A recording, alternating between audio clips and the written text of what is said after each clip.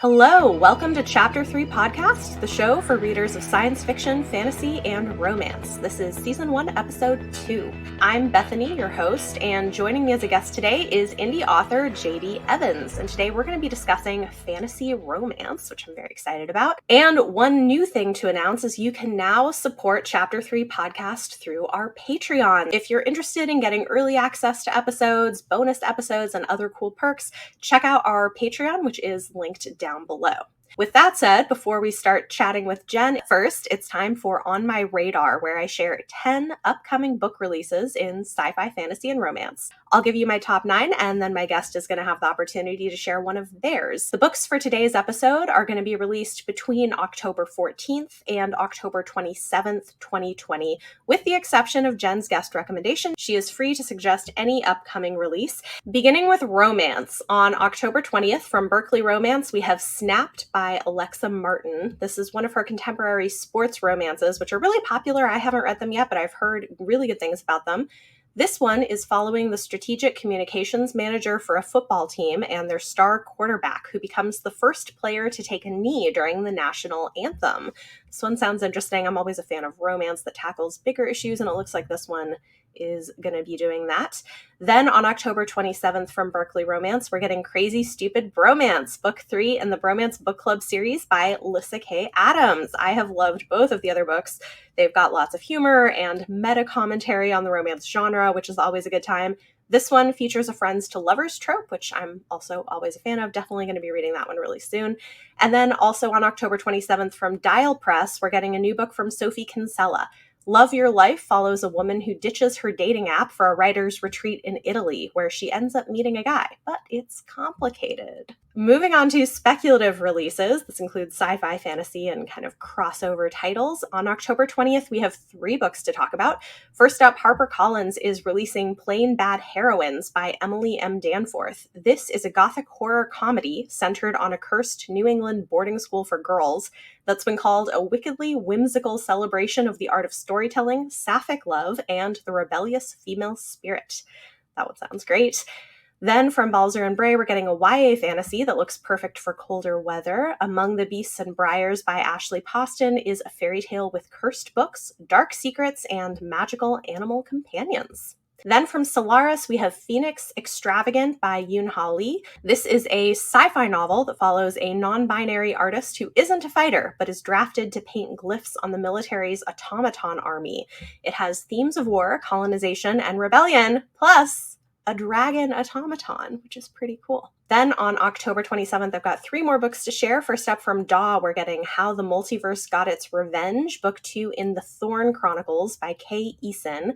I actually haven't read this series, but it looks like an intriguing sci-fi fantasy blend with a tongue-in-cheek sort of humor. Rory Thorn is no longer a princess, but now a space pirate, and must use the fairy blessings that were gifted to her in Book 1 to change the multiverse. Sounds like a good time. Then from Jimmy Patterson, we have the first book in a new YA fantasy series from Carrie Maniscalco, author of the very popular Stalking Jack the Ripper series. This is Kingdom of the Wicked, and it follows a witch seeking vengeance on her sister's killer.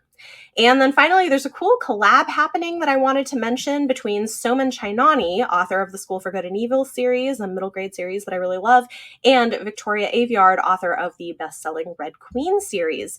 They are collaborating on a graphic novel called Red School that's going to be a crossover between their 2 worlds. Very excited for this one. I pre-ordered my copy. Part 1 releases October 27th, and Part 2 is out December 2020. If you want a copy, you can go to their website, red-school.com, to pre-order. This isn't going to be available anywhere else, and they've got different packages you can pre-order, either digitally or physically, which sounds pretty awesome. All right, with that said, please join me in welcoming J.D. Evans, or Jen, to the show. Hi, if you want to briefly introduce yourself to our listeners. Thank you so much for joining me today. Yeah, thanks for the invite. I'm super excited about it. So I am an indie author, self-published indie author, and I write primarily fantasy romance. And that's obviously how you and I had met. You had read my book, which was awesome of you. Well, it's also a fantastic book, so we will talk about that. But yeah, so I live in North Carolina. I have one kid with another one brewing here. Anyway, so, since I write fantasy romance, that's also primarily what I read, but I wanted to, as a holdover maybe between now and when all your awesome sounding releases are coming out, I wanted to bring up Grace Draven is probably my favorite fantasy romance author. She's great, yeah, she is. And she kind of was the one that made me realize there was such a thing as fantasy romance. I thought I was just weird. No. But anyway, it's not upcoming, it's today. Her Ipos King released today, which is the third book in her Wraith King series, which began with Radiance. Oh, awesome. I Yes. love Radiance. I haven't read the other book in the series yet, but Radiance is fantastic. Radiance is, I think it's funny how it happens, but like sometimes the first is the best, and I too love Radiance, just a fantastic book. So I am excited about the Ipos King, and that's probably the one that I would bring up as a release. It's today, which is October 6th when we're recording, so it'll hold people over till everything else comes out.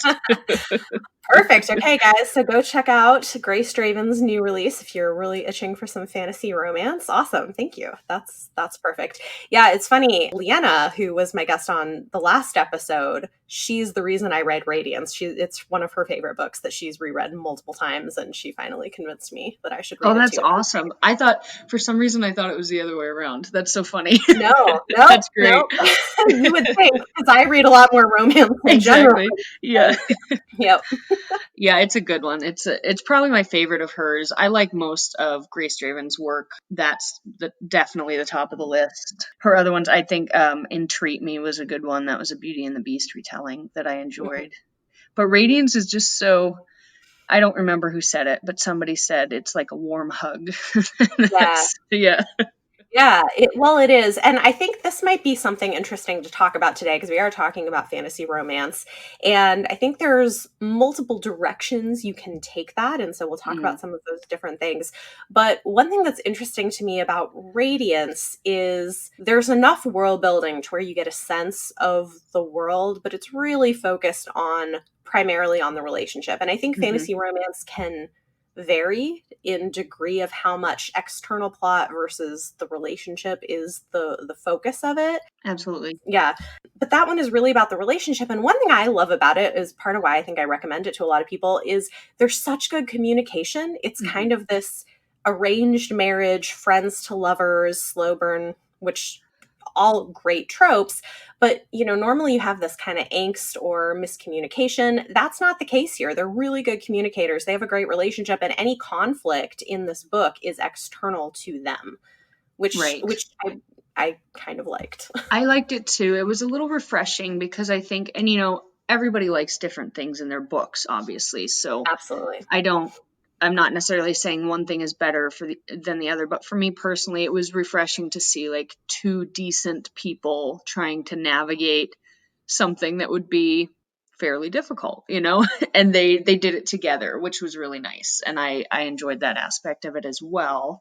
And I do think with fantasy romance, I think it's both a boon to readers, but also can be a little bit difficult to navigate in that what you were talking about, which is the range of world building you get. You can get anywhere from a fantasy with just a subplot where you get the kind of typical adult fantasy with that heavy world building to something more like Radiance, where it's what I would call a more classic romance, where it's very much about the romance and less about the world, although she always does a great job with dropping that stuff in. Yeah, well, and I think, you can talk about genre romance where the primary plot is going to be that relationship versus a fantasy with a heavy romantic element to it is a very different thing. And I think what's interesting, I want to talk about your books. I still need to read the next ones, but I read the first one and I loved it. I have seen your TBR, my dear. It is a hefty one. No, but what I think is so interesting about the way that you approached it is it really feels like it walks the balance in between the two, where the romance is much more the focus than it would be in just a fantasy, but it's also got a lot of that plot and world building. that you might expect from a genre fantasy, which I think makes it a great crossover for fantasy readers who are nervous about getting into romance and want to dabble in it, or vice versa. Romance readers who want to kind of dabble in high fantasy. I feel like your book kind of straddles that line in a way that I don't see a lot doing. Thank you. Yeah, and that's in the indie world. So just for reference, when I say indie, I'm typically talking about a self-published author. There's an indie where you're published by a small independent press as well. And I think people that read traditional publishing, that's what they think of. So just so they know, when I say indie, I'm talking about a self-published author. So in the indie world, we separate fantasy romance into two, which is fantasy romance and romantic fantasy. And yeah, I kind of wish it would take on, but it's one of those things where romance kind of suffers from, there's so much in there. It's kind of, it can be hard to segment, it's like the sweet versus the steamy, and where do you fall in that range? And it's the same with fantasy romance. Do you want your fantasy romance to be romance with a sprinkling of fantasy, or the other way around? and mine do, they kind of sit right in the middle of that. I call it a fantasy romance because if the romance disappeared, there wouldn't be a ton of book left. Right. Whereas with romantic fantasy, we're typically talking about a book where that fantasy is there, or I'm sorry, the romance is there, but it's secondary and not completely necessary to the plot. Right. So it's interesting. That's such an interesting, I didn't know that was the way it got segmented there. Well, and we should tell everybody, because I haven't yet, but your first book is Reign and Ruin, and I think you have 3 out now in the series. I have 3 of what is going to be a 6-book series out. Yeah. I'm currently drafting book 4, and I'm about to put out a prequel. It was supposed to be a novella, but it's not. as things happen. As things go. Anyway, that should come out next month. And then book 4 will be in the winter here. Wow. Yeah. Exciting. I can't believe how much you've been pushing out this year. Well, one of the things I did was I wrote book 1 and 2 before I started publishing so that I could put them out fast. As a self-published author, you are a very small minnow among a sea of many, and the marketing can be really difficult. So it helps if people don't have to wait a year for your second book if they've never heard of you, Right. So I waited, and then I was kind of putting out Reign and Ruin while I edited Storm and Shield, while I wrote Siren and Scion, Wow. which, yes, I will not be doing that again. So, wait, and book 4 comes out when?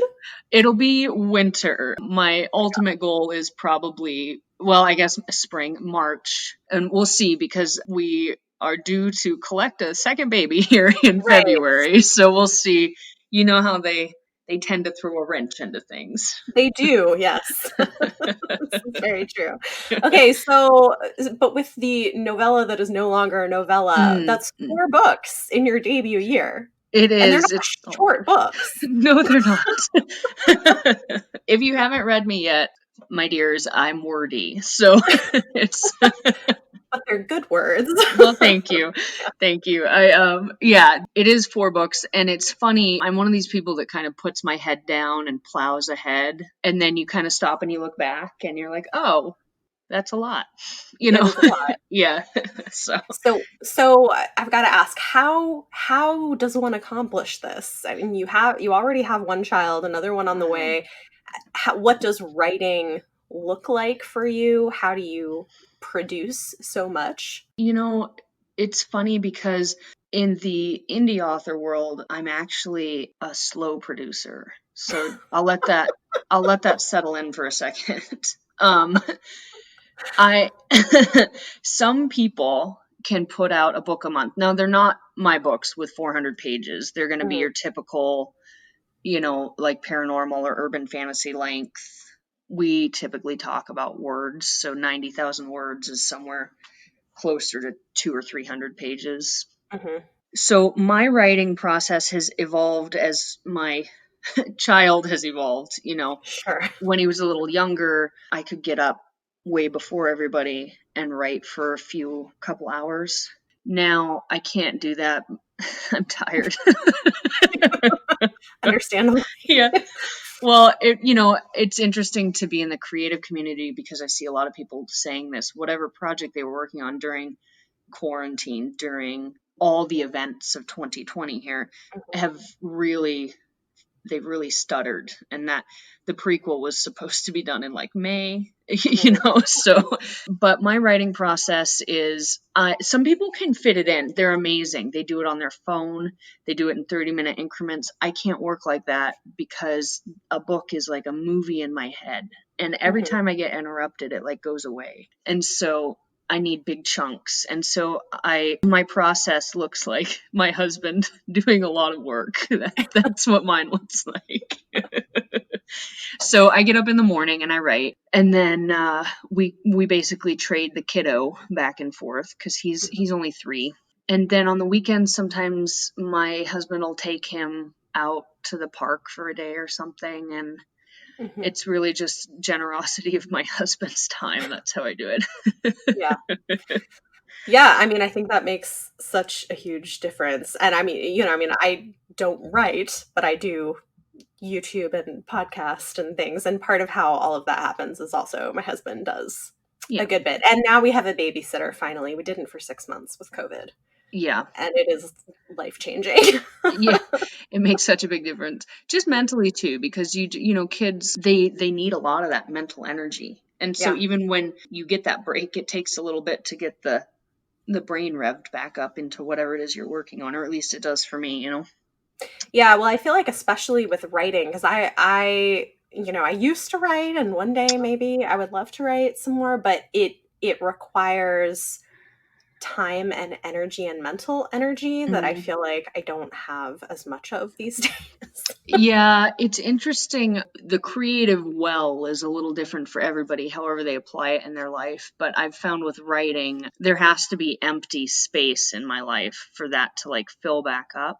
And if it's just, if you're busy with a full-time job or with your kids, which are a full-time job, or with other projects or whatever, there's only so much of that to go around. So you have to find your balance or whatever you want to call it to refill that well of ideas. Yeah, no, I think that makes sense. So a couple other questions I have. One is, was indie self-publishing always the plan? Did you always know that's what you wanted to do? Is that what you always want to do going forward? Or are you interested in a blended sort of approach? Grace Draven, I think, is a great example of somebody who started off self-published and now is kind of a hybrid author. Yes. So, no, self-publishing was not my ultimate plan. I wanted to try to publish traditionally and then go self-publishing if it didn't work. My little sister, is also an author. She writes middle grade YA fantasy. And it's very niche. It's like, are you familiar with Warrior Cats? Yeah, I haven't read them, but I know people who are very into them. So she writes that kind of, and I'm going to call it animal fantasy. They're griffins. It's kind of Lion King meets Lord of the Rings. And anyway, because it's so niche, it was hard to sell it. So she did a Kickstarter campaign that SFWA, Science Fiction Fantasy Writers of America, actually featured as like the way to do a Kickstarter campaign for this kind of thing. Yeah, she had like stuffies, the little stuffed animals. It was really cool. Yeah, it was awesome. Anyway, and she has just her fans love it, but it wasn't really the kind of thing that traditional was looking for. And so she was a big champion of self-publishing. I hit a point in my writing where I felt I was like ready. And so the cool difference between self-publishing and traditional publishing, which I think was really highlighted when the pandemic hit and so many debut authors were delayed a year or more, one of the reasons we did the social distance book fest and everything. The flexibility of self-publishing and the timeline is whatever you want it to be. Right. And so I was ready. My husband owned his own business at the time, and we were in Montana, and Montana's a very poor state. It's very hard to make a living there. And so I just decided I was going to do it. And I did. And it was very scary, and it was very by the seat of my pants. I had no idea what I was doing, and it went pretty well. But I do hope to do something very much like what Grace Draven did someday, which is, I'd call it hybrid, to also traditionally publish something. I think that would be great. Well, I personally, I am a big fan of your writing. It's funny too, because I know you, like we know each other well enough. I know you don't talk about your own writing as often as maybe you should, but I really, really loved and was so impressed by your debut that I talked about it a lot on my channel. And I cannot tell you, I've had several people come back to me and say, so I decided to try this because of you, and oh my God, it's so good. I'm like, I know. That's why I said you should read it. I see a number of people on like Instagram say they picked it up because of you and your review, and it makes me really happy. Yeah. I love that. Well, it's just the quality of it is really, really high, and I love that it's a good crossover. So it's the kind of thing that I could see, like, a Tor.com or a Harper Voyager picking up, because like I think with the fantasy part of it, that's where the world building is so strong. I could see it working for that kind of thing.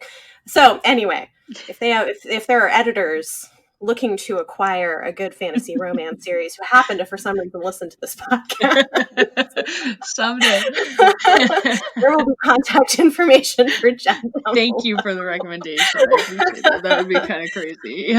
Yeah. You never know. You don't. And it's interesting. You might actually know more about this than me. It seems to me that fantasy romance is so different between traditional and self-published or indie publishing, because when I see people recommending fantasy romance and traditional publishing, you get a couple of kinds. You get the YA that's not quite YA, and I'm not going to name names here. And then you get like the paranormal romances. But then when you go into indie, you get the more adult fantasy romance. And I may be wrong, because I am very immersed in the indie community. So I see a lot of that in my feeds and stuff. But It's interesting to me because when I'm seeing these traditional ones recommended, they're by authors that are considered YA authors. And, and I know I've seen all these discussions about YA and adult and new adult and all that stuff, but it's pretty interesting because then you run back into that problem I kind of sort of touched on earlier, which is are you reading the sweet level of romance where you just kind of want that tension in there, but you don't necessarily want that open door steamy scenes, or do you want the open door? And if you're wondering, I write open door. It's a very open door. But it's like also well done. I don't know. People could wonder too how you tackle. We could talk about this, but like how you tackle writing steamy scenes is interesting. But yeah, I think it's tricky with YA because it covers such a range of ages, right? YA starts at 13 and goes up theoretically to 18, but also includes a lot of adult readers. And sometimes you get YA books that are, they're YA, but they're upper YA. So they're targeted at like 16 and up, for instance. And so then you might get more of those open door scenes. I think the trick is because you're right. Like I think one series, and they're now correcting that was originally published as YA that should have been adults, and I think the author wanted it to be adults. Is the Court of Thorns and Roses series by Sarah J. Maas. And what's interesting to me, and I think this is maybe shifting in traditional publishing, is for a long time, I don't think there was a name for fantasy romance. They were just publishing it as fantasy. And then people would be like, wait, what is this? What did I exactly into? Did not expect this. Yeah. And so I think some of the criticism of the Sarah J. Maas books, for instance, comes from people who wanted fantasy and got fantasy romance. But if you read it as a fantasy romance, I think there's a lot more to recommend it. And they are now being published as an adult series. Yeah, they recovered them and everything. It's interesting too, and I think probably there's a lot of YA, because it's such a large genre, is also one of the biggest selling genres. And so I think sometimes maybe publishers put something into YA because YA readers are so voracious. Yeah. And romance readers are also voracious, but they aren't quite as vocal, and they're not all of them are in that kind of target audience that you're trying to get, that are going to paste it all over Instagram and Twitter. And, I think some of it falls under that. Like, if I market this as an adult fantasy romance, is it going to get the attention it would if I market it as a YA fantasy? Right. Well, and I do think there is a way to write fantasy romance for upper YA and include sex scenes. Absolutely. Where it's done in a way that's appropriate for the age. So for me, I don't know if you've read this, but I think a good example of this to me was Serpent and Dove, which came out last year. I haven't read that one, but I read Empire of Sand by Tasha Suri, and I think it would probably... That's not YA. It's not? Oh, I thought it was. It's See? not. Okay. No. See? I don't even know.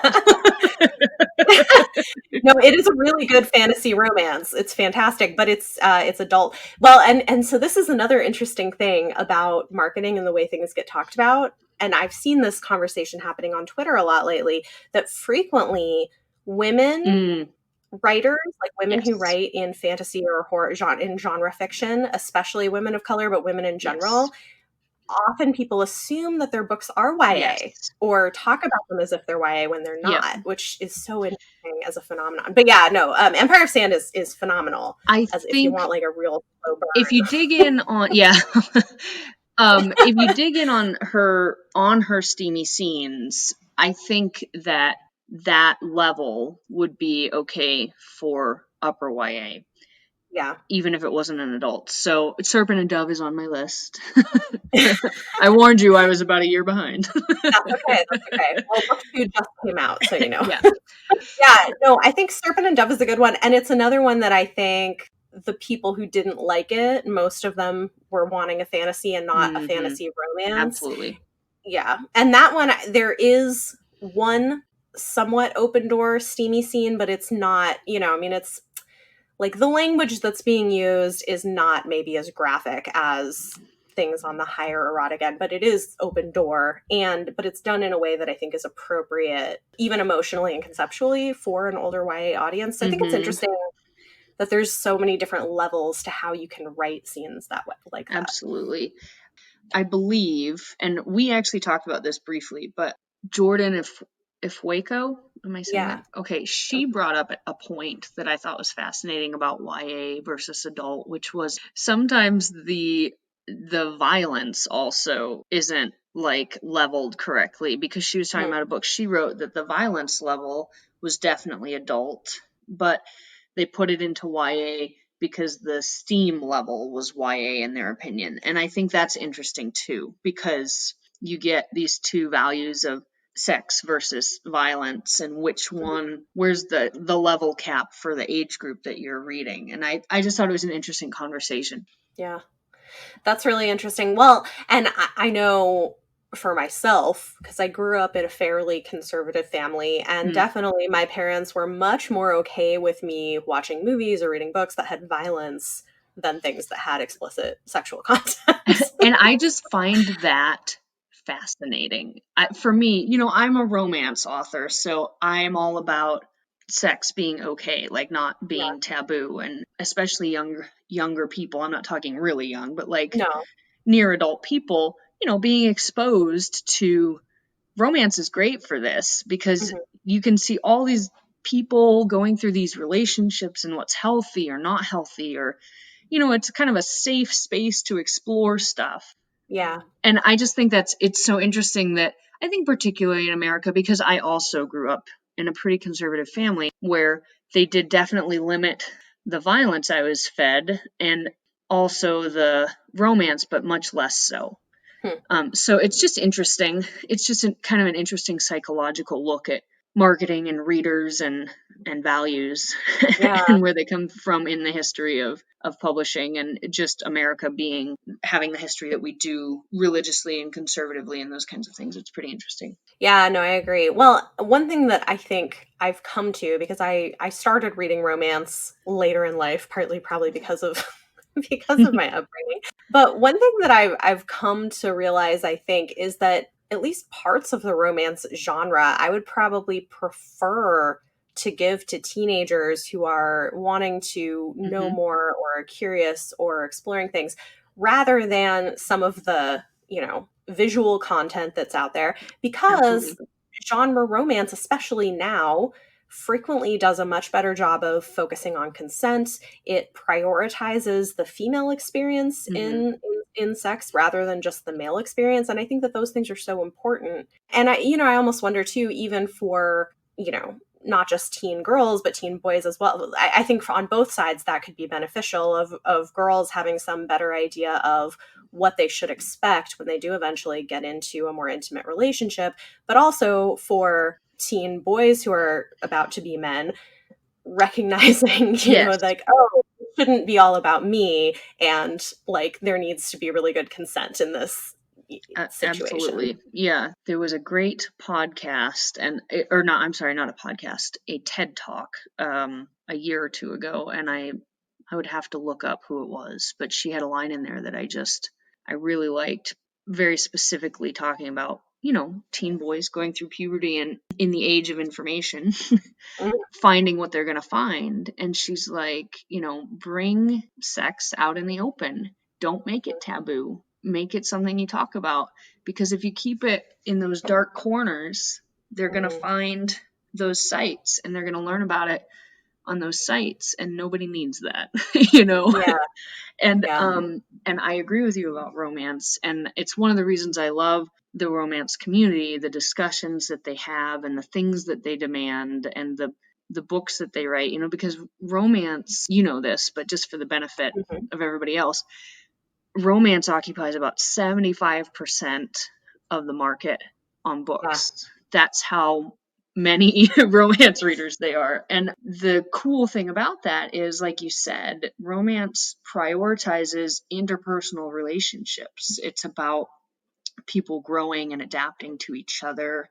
It's about caring for somebody other than yourself. It's about women, and a romance is great, is better, not great, but better at kind of starting this this diversity that we need in books and stories and cultures, and they just they assimilate it a little bit better. And I'm huge about the opportunity that romance provides for readers to explore things that maybe their parents aren't telling them, or maybe they've been exposed to unhealthy versions of. I started reading romance pretty young, I'm not gonna lie. I read Clan of the Cave Bear, which isn't, I guess it's wrong. It had, open door scenes in it, in seventh grade, which is way early. But, that was back when it was very much that alpha male kind of thing. And that's what I was exposed to. And I was simultaneously exposed to, I grew up in a military family.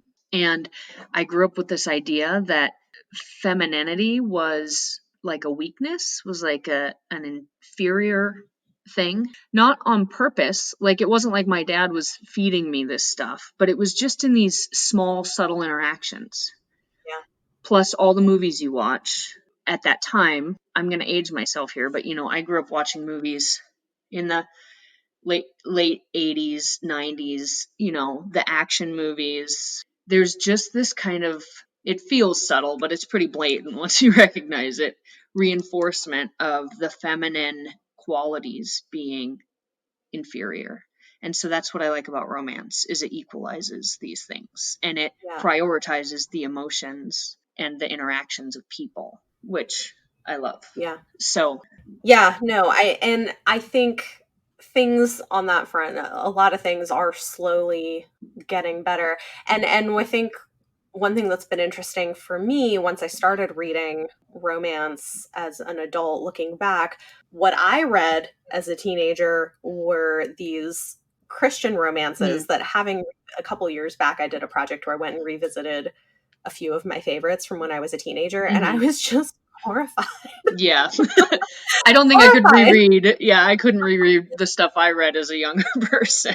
Most of it. Yeah. Well, I think, but in that case, right, there weren't open door scenes, but it was so unhealthy in terms of gender dynamics and expectations in relationships and shaming women. It was not healthy. And it's just interesting to me. Yeah. So.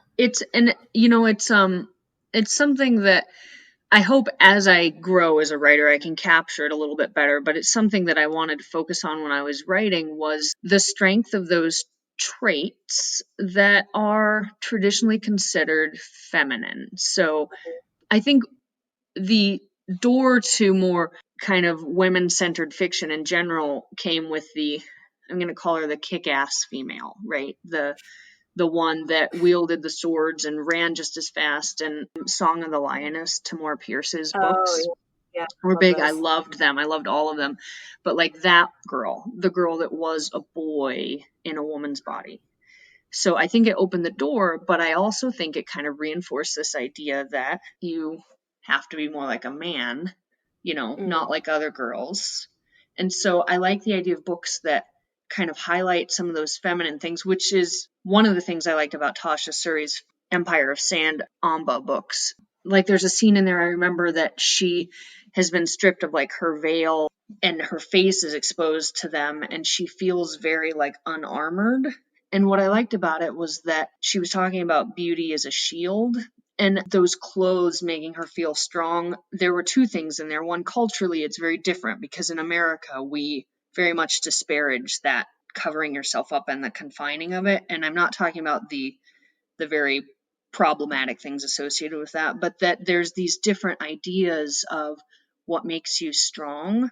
I like to explore that when I'm writing. So in Reign and Ruin, my main character is really intelligent, but she's not, you're not going to find her out anywhere wielding a sword. Right. So those are the books that I'm seeking out right now, are ones where you see empathy or social intelligence being something that's more the focus of the book. And you find that a lot in romance. Yeah.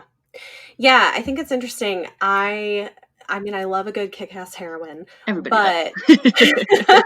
Yes, I do too. I'm not disparaging her. I'm just saying it's one kind. Yeah. Yes.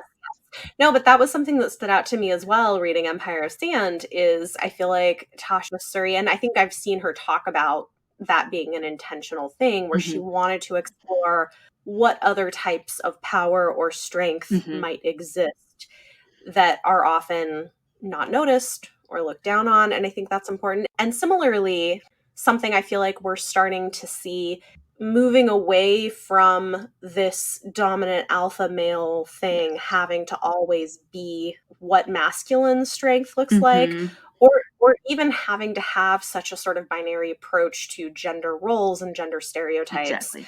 And so I'm glad that we're starting to see things that are subverting some of those expectations. Yep. I always love it when people, I really enjoy reading a book where they subvert gender roles and subvert expectations in an interesting way. This is not a fantasy romance, but I recently read, this last month, I read, oh goodness, what was it? It was a historical romance. The latest book by Evie Dunmore. Oh yeah. This is A Rogue of One's Own. So she writes historical romances set during the suffragette era, which are really interesting.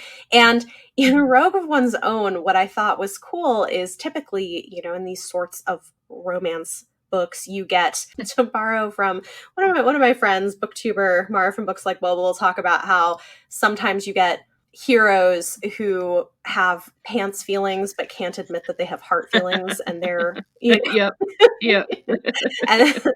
and their emotional journey is recognizing that they actually do have heart feelings as well. And typically you'll have this sort of roguish character. So what's interesting in A Rogue of One's Own is that you start off expecting that that's going to be what it is, but you end up with a role reversal, where instead the heroine is the one who experiences that, and the hero is one who puts on this, this sort of persona of being a rogue, but secretly inside is this like sort of cinnamon roll who's had a thing for one girl since he was a teenager. Oh yeah, So, that's adorable. A writer friend and I were actually just recently talking about this, the kind of craze over Henry Cavill as The Witcher, and Henry Cavill, Jason Momoa, and we were talking about it, and Oh, we I were love like, Jason it's that idea of somebody that looks like they hang heads on the fences outside their compound, but really they're just all squishy and soft, and they'll march in the women's Yes. movement with you. You know what I mean? I love that. I love that. For those who are listening, this is what we call like a cinnamon Yes. roll hero. If you don't know, is somebody who's just super sweet and squishy inside, like a cinnamon roll. Like very nice. You know who my favorite cinnamon roll hero, who is exactly what you're talking about, where like externally he looks more intimidating but internally isn't, is Rafe by Rebecca Weatherspoon. Have you read I that haven't, one? but I remember when you were reading it and raving about it, and so it's on my list. And it's as things always are. Yes. It's not a very long one, but it's so good. And Rafe is this kind of like buff, tattooed, tall, big guy who's a total cinnamon roll who works as a nanny and is really sweet with kids and really just wonderful. Right. So yeah, I like that sort of thing. I like when things can get subverted in that way. And another thing, okay, we're going way off fantasy romance, but it's okay. Another thing that I'm discovering is surprisingly rare to find, especially in historicals, but that I enjoy, is you don't often find things where you have a dominant female and a submissive hero. Yes. If that's done well, that can be such a cool thing, especially for a historical when women just didn't have a lot of power already. And I think it helps kind of fix some of those power imbalances. Absolutely. Yeah. In a relationship. So if somebody is looking for it, one I would recommend for this is Would I Lie to the Duke by Eva Lee is a fantastic version of that. I think it's just done really, really well. Yeah, I haven't seen a lot of books like that, but it's nice because the environment or the weather for that is much friendlier than I think it would have been even a few years ago. So I expect to see more of that type of thing. And I've seen people talking about it, like the Tumblr posts on writing prompts. One of them is the switching, the grumpy one is soft for the sunshine one, where, which it sounds a tiny bit like a rogue of one's own might be a little bit of that, just those role reversals. I like that too. It's a lot of fun. Yeah, no, I agree. I think it's nice when you can kind of play with different things and not be stuck in something. So I think romance is in a really exciting time across everything, contemporary, historical, fantasy, and I think it's doing a lot of things, and maybe partly because the turnaround time for romance is so quick. I feel like it seems more responsive to what's happening culturally. Yes, I agree. I think fantasy romance in particular is a great place to explore these subversions because you can take problems or personalities out of context of culture as we're used to seeing them, and it allows you to highlight it or downplay it or get rid of it completely. And so that's one of the reasons I like to write in fantasy romance, is you just have this sort of open playground to really dial in something or get rid of something completely and see what it would be like, in a different cultural setting. So that's why I like fantasy romance. I think that's cool. I think in general, that's something I like about fantasy is the opportunity, and sci-fi, I guess, too, but the opportunity to imagine a different sort of world.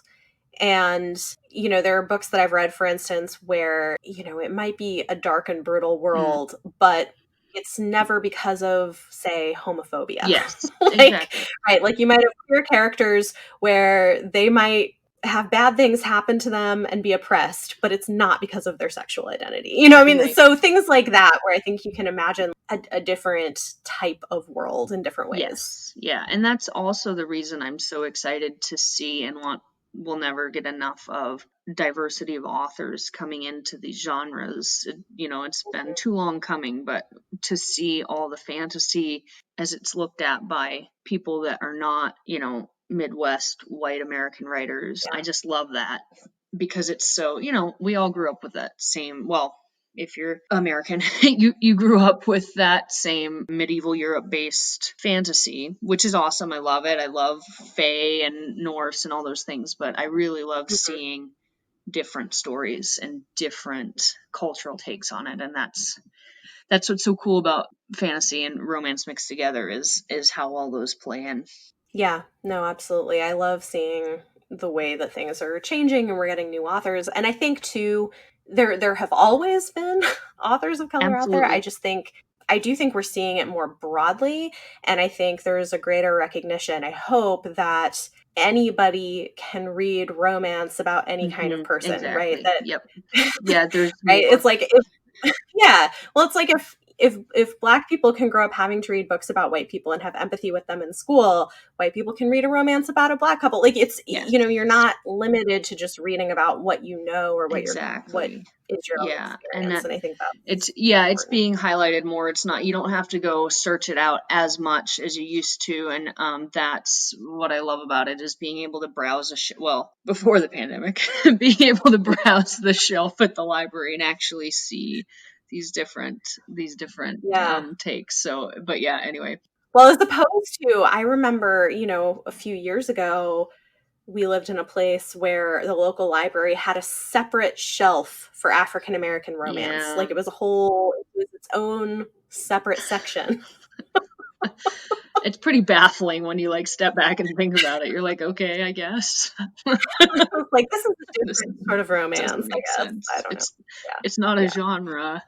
Well, so I think that might be an interesting place to talk about world building and how do you approach world building for your fantasy stories? Because you definitely don't do the typical sort of medieval No, setting. and I think but probably listeners might not know. I was in the army for about 10 years, and I did the usual army things. I went to Iraq, and I went to Doha, which is Qatar, and Lebanon. And I worked in the embassy in Lebanon, helping to stand up a civil affairs team.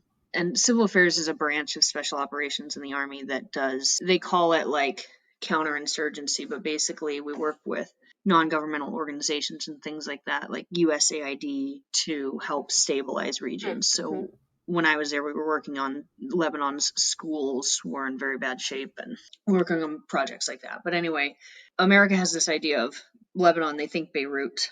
And when I say Beirut, it conjures a very specific image, especially now since they just had that horrible explosion. But Lebanon is an incredibly interesting country. The whole Levant, which is that section of the Mediterranean there with Jordan and Syria and Lebanon, has this incredibly rich, layered history of empires and, takeovers and just this cultural melting pot. And it's stunningly beautiful there. It's the Mediterranean, and I just really loved it. And the people were warm and amazing. And the problem that I had, of course, writing in Lebanon is it's a Muslim country, and I am not Muslim, not comfortable tackling, that divide in religion. So because I'm a fantasy author and reader, I wanted the physical setting of it, because you don't see that a lot. You don't see there's been kind of an influx of like Greek and Roman based stuff, which I also really enjoy, but not that section of the Mediterranean. And because it was a sort of touched my heart to be there, I wanted to highlight a little bit of it. Yeah. My characters always come first, and then I build a world around them. And I often build it as I go, which is one of the reasons I'm not a fast writer. Some writers very intricately plot, and then they can just whip out their draft, but the plotting process takes a long time. And some writers are what we like to call pantsers. And that's what I am. And it's always there in the back of my mind. The world is kind of building itself up, but you have to answer a lot of questions when you're building a world. You have to think about, when I was in the army, we called it the second and third order effects of an action. So when you make a decision, what happens in the circles beyond that, like the ripples in a pond, and all the things that are tied together, politics and economics and the disparity as it comes to people that are in those circles, the people that do the agriculture for a country and the people that are wealthy because of those people and how that interplays. And then for me, basically, I set a character arc for a story, and then I create an environment that makes it difficult for them to get to the end, And it's funny, actually, one of our friends from Social Distance Book Fest asked me if I was inspired by the Wheel of Time, because in my books, my magic is based on a wheel system. And I thought it was interesting because it's possible that it is. I read the first 3 books of that series, but so many things that happen in my world building are subconscious that I didn't set out to be like, yes, I'm going to take this idea from Robert Jordan and a wheel. Do you know what I mean? And that's the funny thing about world building is you're thinking, or at least I think, I'm like, yes, this is completely original. It's amazing. Or what? I don't actually think that about my writing, but you're like, yes, this is a good idea. But then you realize how much you've drawn from tropes or things you've read or things you've seen, and they just kind of trickle in there. And I enjoy the process of world building, but it's hard because, you set rules for yourself and then inevitably you run into a problem. Especially when you're dealing with magic and you've set rules and they can't just do whatever. And mine are inspired by a number of things. Actually, my magic system has gotten both positive and sort of head scratching attention. And it's really heavily influenced by astrology. I had a very kind of metaphysical mom. And so in classic kind of Western astrology, your sign dictates a lot of like how you navigate the world. And it's based on 4 elements. And so I took 4 elements, but I also added 2 more. And then, so you'll see like in the books, I talk about air signs are very intellectual. That's very much straight from Western astrology. And then, of course, there's a tiny bit of Avatar: The Last Airbender in there. Did you?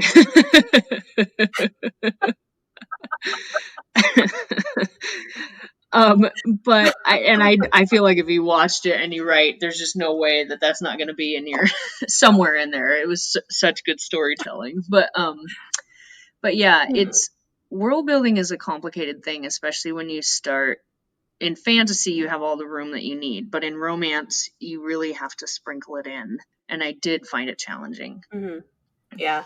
I mean, I think doing it without, making it like how do you build a world and put the story at the center of it and not just sort of like drop lots of information. I mean, you have like a Brandon Sanderson fantasy where it's like like a lot of world building, which the story maybe takes a back seat to.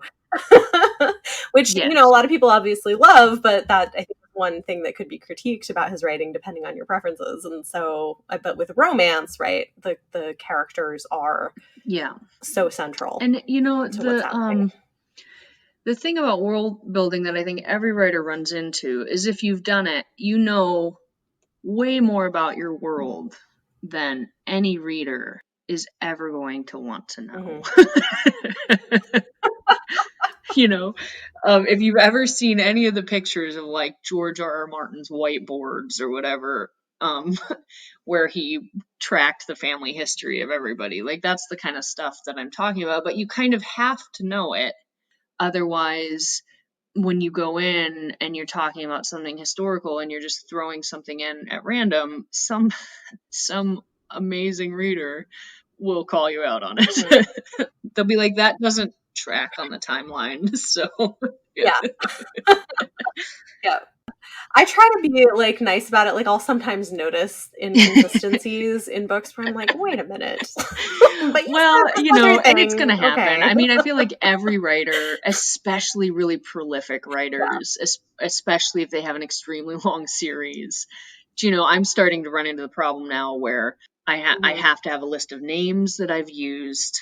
Otherwise, my poor editor, she wrote me just recently and she was like, what do we say days, because I've based time on this turning of the wheel, so that means there's no clocks, which means there's no seconds, there's no minutes, Mhm. there's no hours. And week, we don't use week or month. So I just like to make things really hard for myself. And so you have to remember Yeah. stuff like that. And people talk about something called a story Bible, which is basically an author's own guide, their small Wikipedia to their own world. And you have to have that if you're writing a series. I think if you're writing 1 or 2 books, you can probably get away with a little less of that. But in a series, I don't know. I always thought that authors just made it up out of whole cloth. They're just like, yep, but that's not, it's a very systematic process. Yeah. Yeah. That's interesting. Well, it reminds me of a funny story I heard once in terms of kind of world building, and then you're stuck with something. Yes. The show Battlestar Galactica, the really most interesting recent. I hear they might be doing another reboot of it, which is exciting. But yeah. But the most recent one. So apparently, when they were shooting the pilot episode, because they didn't necessarily expect it to turn into as big of a thing as it was, somebody thought it would be funny to cut the edges off all the paper, so you get the blunted edges on the papers that they read. So they did that for the pilot episode, and then it got picked up, and every episode after that, anytime there was paper on screen, somebody had to cut the edges off the paper. The opposite corner. Yep, that pretty much sums it up. Don't my dad used to say, don't ever do something once you don't want to do for the rest of your life, kind of meaning getting saddled with being the one that folds the fitted sheets in your house, things like that. That's what he meant, but it works in writing too. Don't throw those details in unless you want to do it for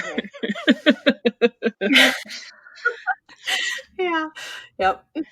Absolutely. No, I think that's good advice. All right. So thank you so much for chatting with me today, Jen. And we are going to stay after and do a little bonus Q&A session. So for those of you who are patrons, you'll have access to some special bonus content.